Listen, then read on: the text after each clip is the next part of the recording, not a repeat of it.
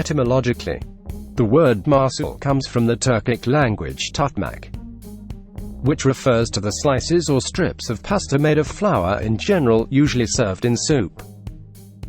Nowadays, masul is a well-known traditional dish in northwest China, especially in Shaanxi, Ningxia, Qinghai and Gansu provinces.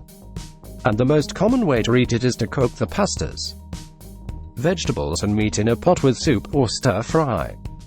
In southern China, for example, Hangzhou, masul is also called katsia based on its shape.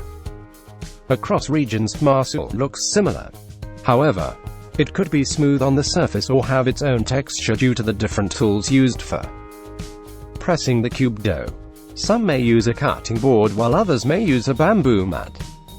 After the introduction of the Hui ethnic group into the Guangdong region of China, Shaanxi and Henan provinces, a form of lazy masul was developed, which, as the name implies, is made by using lazy methods.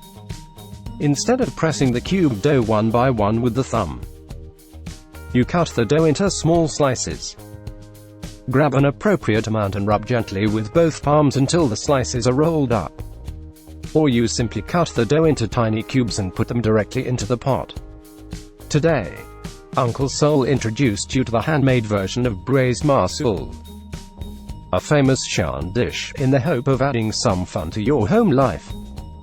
As it resembles the Italian shelled pasta, the simplified version of masul can also be made directly from using ready-made small pasta shells, which saves time and effort, but it loses the chewy hand-made taste. Interestingly, in the region of Puglia in southern Italy, there is a type of pasta called Orecchiette, named for its resemblance to small ears, which is a surprising coincidence with the nickname katsias for masul. One cannot help but ask what role the Silk Road, which has historically traversed the Eurasian continent, has played in the spread of culinary culture around the world. 어원학적으로 단어 마스는 터키어 터트마크에서 유래되었습니다. 그 뜻은 밀가루 국수를 짧게 잘라 국물과 함께 먹는 음식을 뜻합니다. 오늘날 마스는 중국 서북부 지역의 유명 음식이 되었습니다. 특히 섬서성, 닝샤성, 칭하성과 간수성에서 즐겨 먹는 지역 음식입니다. 보편적으로 야채와 고기를 이용하여 국물에 끓여 먹거나 볶음 음식의 형태로 먹습니다.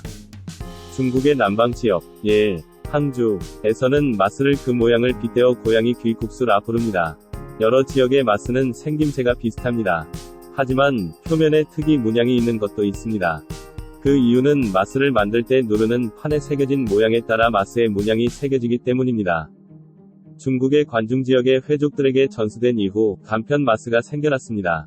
간편 마스는 엄지 손가락으로 하나씩 눌러가며 마스를 만들기보다는 밀가루 반죽을 작은 크기로 잘라 적당량을 손바닥으로 비벼 한꺼번에 많은 양을 만들어내는 방법으로 마스를 만들거나 간단하게 작은 크기로 반죽을 잘라 요리하는 방법입니다.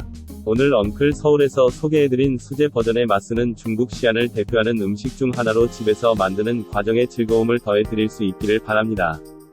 보다 빠르고 간편하게 마스를 만들기 위해 시중에서 판매하는 이탈리안 쉘 파스타로 마스를 만들 수 있지만 쫀득한 밀가루의 식감을 기대하긴 어렵습니다. 흥미롭게도 이탈리아 남부 풀리아 지역의 파스타 중 오리케뜨는 작은 귀라는 뜻을 가지고 있습니다. 이것은 마스의 별칭인 고양이 귀와 상통하는 부분입니다. 실크로드의 역할이 무엇인지 물어본다면 유라시아 대륙의 횡단의 역사적 유입뿐 아니라 요리 문화를 교류했던 통로였던 것입니다.